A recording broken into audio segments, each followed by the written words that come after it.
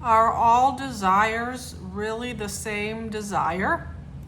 I'm asking these questions because earlier today, when I read my list of things that I want to manifest in my life, the things that I'm bringing into my life, I kind of realized that I don't actually want 15 different things. I actually want one thing, and that one thing is actually a feeling. It's not an item, and it's not really a person. It's it's a feeling. It's a feeling that I think encompasses everything on my list.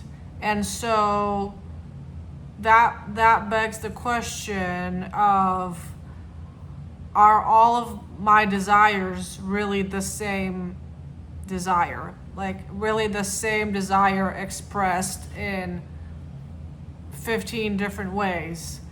And I think that for me, at least I'm starting to realize that for me, this might be true, because this is what I wrote in my journal this morning. And I never read from my journal, but I wanted to do it today because I think it relates to this question that we're answering. I wrote that your greatest desire is a feeling, and that feeling that you crave is your entire desire list. If you can cultivate that feeling in your visualizations and in your meditations, that feeling can then be materialized, and your entire list of wishes can come true all at once. And this is kind of like what I've been seeing in my life. And so that is starting to make sense to me, because for example, when I took Dr. Joe Dispenza's abundance meditation course, he asked us to come up with a definition of abundance and what that would mean to us exactly. And he then asked us to create a symbol. And now when I meditate, my mind associates that symbol with my definition of abundance. And so I don't actually have to go through the list of like, oh, abundance means aligned relationships. Abundance means a happy marriage. Abundance means being seen and understood and loved unconditionally. Abundance means doing work that sets your soul on fire. Abundance means like whatever, I don't have to go through the whole list.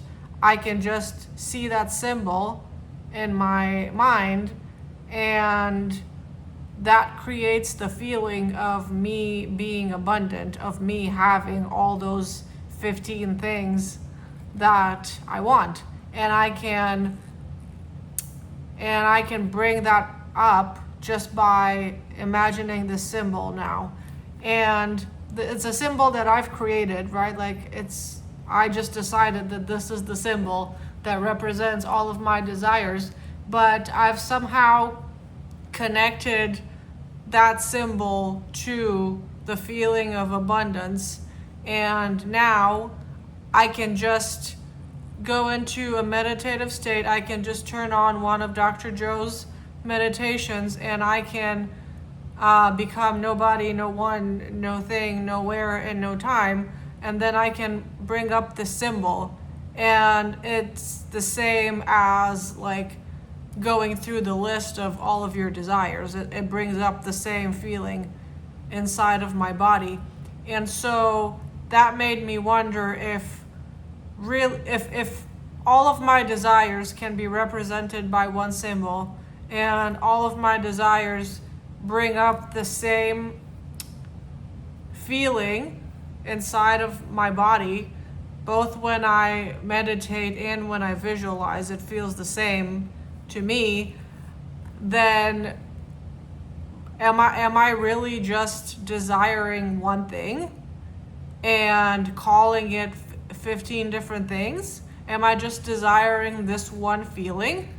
And that one feeling, if I keep focusing on that, if I keep meditating on that, if I keep visualizing that feeling can then be expressed in 15 different ways, right? Because, like, let's say the feeling that you want is unconditional love.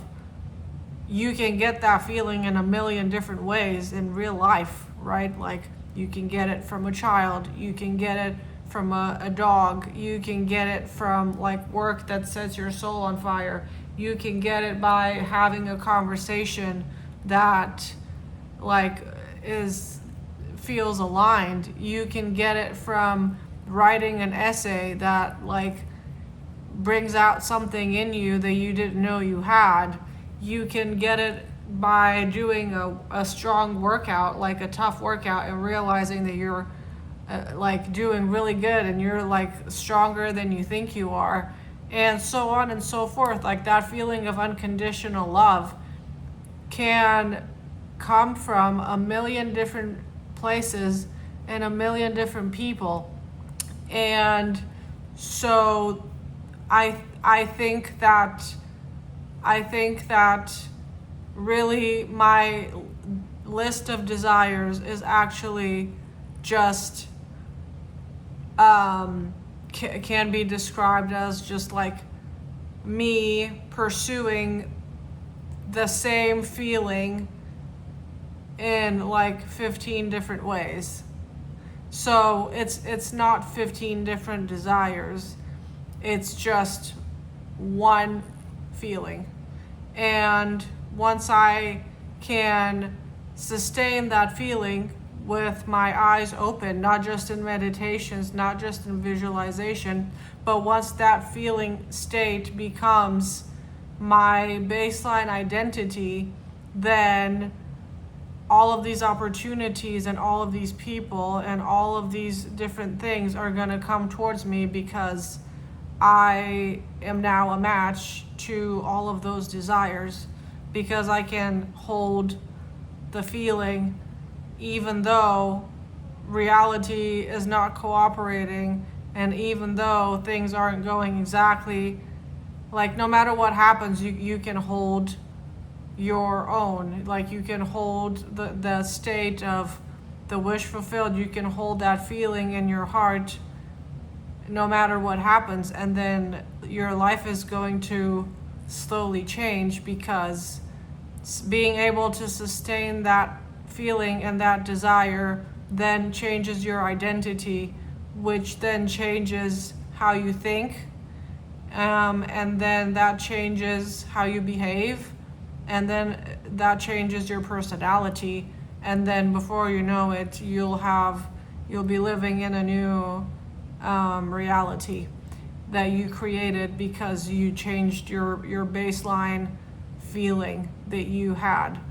And so I think that this is a great thing, because this will allow me to kind of not be so focused on the final outcomes or the specific things that I want, because if all you want is a feeling, then you can bring up that feeling within you at any point, and no matter what happens around you, and that feeling is gonna like take you to the end that you want. But I can bring up that feeling within me right now, right this second, as I'm filming this video, and it doesn't matter what's going on